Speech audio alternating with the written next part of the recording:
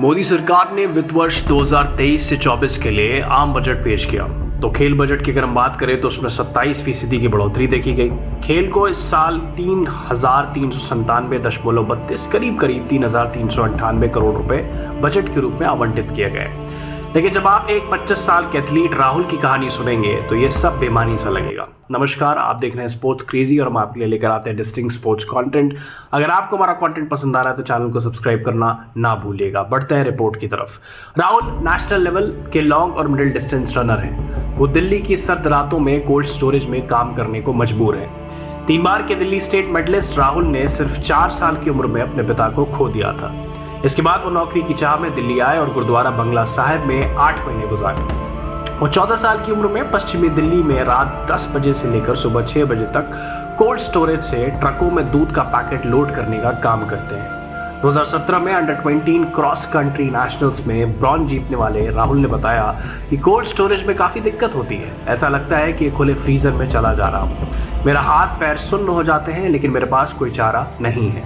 5 feet लंबे राहुल दूध के कैरेट के पीछे छुप जाते हैं, जिन्हें वो बिजली की गति से एक ठेले से ट्रक की ओर धकेलते हैं।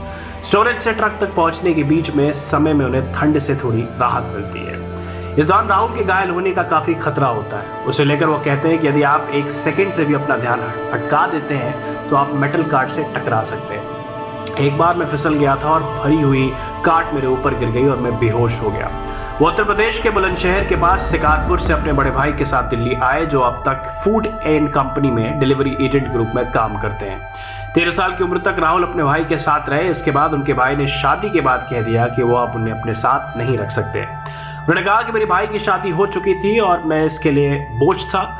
उसने मुझसे कहा कि वो मुझे ज्यादा समय तक सपोर्ट नहीं कर सकता। भाई के लगातार ताने सुनकर राहुल से रहा नहीं गया। वो अपना स्कूल बैग और बगैर पैसे के घर से निकल गए। उन्होंने कहा कि मेरे पास बस का टिकट खरीदने के भी पैसे नहीं थे, इसलिए मैं लोगों के पीछे छिप गया और किसी तरह से बंगला साहिब गुरुद्वारे में पहुंच गया। अगले 8 महीने तक गुरुद्वारे में रहे, ये लंगर खाकर जीवन यापन किया। राहुल खाना बनाना जानते थे। वो बंगला साहिब में सेवा का काम करते थे, जहां हर दिन वो 40,000 से अधिक लोगों को खाना खिलाया करते थे। इस दौरान उन्होंने सरकारी स्कूल में पढ़ाई जारी रखी। उन्होंने कहा कि मैंने स्कूल में एक दोस्त को अपनी स्थिति के बारे में बताया और उसके पिता दूध वाले कोल्ड स्टोरेज में काम करते थे। जब मैं सिर्फ 14 साल का था तब मुझे ये काम मिला। राहुल को उनके 8 घंटे की कड़ी मेहनत के लिए प्रतिदिन 500 रुपए से अधिक का भुगतान किया जाता है। उन्होंने कहा कि आपको केवल उन दिनों में भुगतान किया जाता है जब आप काम करते हैं। अब एक नया ठेकेदार आया है जो हमें वैकल्पिक दिनों में काम देता है। एथलेटिक्स में राहुल के आने की कहानी भी काफी दिलचस्प है। उनके मकान मालिक का बेटा पुलिस के फिजिकल टेस्ट पास करने की ट्रेनिंग कर रहा था। राहुल ने जब उनसे पूछा कि क्या वो उनकी ट्रेनिंग करना चाहेंगे, लेकिन एक दिक्कत थी कि उनके पास रनिंग शूज नहीं थे। उन्होंने किसी तरह से अपने कैनवास के जूते जुगाड़े और अपने मकान मालिक के बेटे के साथ ट्रेनिंग शुरू कर दी, जो तथा परीक्षा में पास नहीं हो पाया। राहुल आगे बढ़ते रहे और 2016 में अपना पहला राज्य पदक हासिल किया। राहुल अभी भी जवाहरलाल नेहरू स्टेडियम में ट्रेनिंग करते हैं और उन्हें उम्मीद है कि ब्रेक मिलेगी, लेकिन उनका कहना है कि रात के काम ने उनके शरीर पर असर डालना शुरू कर दिया है।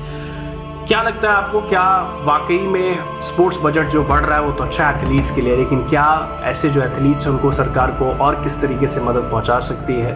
बतौर मीडिया हाउसेस किस तरह से ऐसी स्टोरीज को कवर कर सकते हैं? ये सारी चीज़ें आप ज़रूर बताइएगा कमेंट सेक्शन में। उम्मीद करता हूँ ये कहानी आपको इंस्पायर करेगी और डेफिनेटली सोचने पर मजबूर करेगी कि स्पोर्टिंग जो एथलीट्स हैं, जो इतनी मेहनत करते हैं, बहुत कुछ करने की ज़रूरत है उनके लिए। अगर आपको हमारा कंटेंट पसंद आ रहा है तो चैनल को सब्सक्राइब करना ना भूलेगा। आपसे फिर मुलाकात होगी नेक्स्ट वीडियो में। Good bye.